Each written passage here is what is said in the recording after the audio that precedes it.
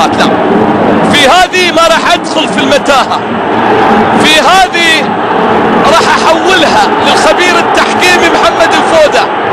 لك يا فودة ان تقرر في لعبة تكر وفي لعبة ويلهامسون، هي بلنتي ولا لا؟ هي ركلة جزاء ولا لا؟ لن اتحدث لاني مو ناقص.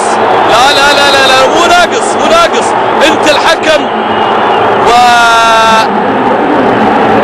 ايضا يعني هذا نوع من الاحتكاك بين باولو جور وبين ياسر القحطاني. مساعد الحكم يستدعي حكم المباراة هنا المنتشري يتحدث مع مبروك زايد، وياسر القحطاني على ما يبدو يعاني من إصابة. حكم المباراة بيوقف اللعب. الكرة كانت خارج ملعب المباراة. يا ترى ما هو القرار المنتظر؟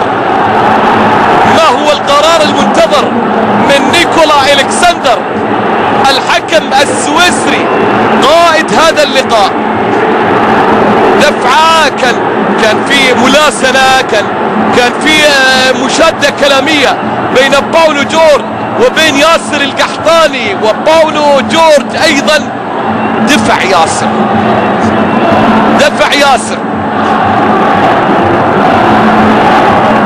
الدفعة ما ادري ياسر يحس فيها كانت خفيفة كلها ثقيلة.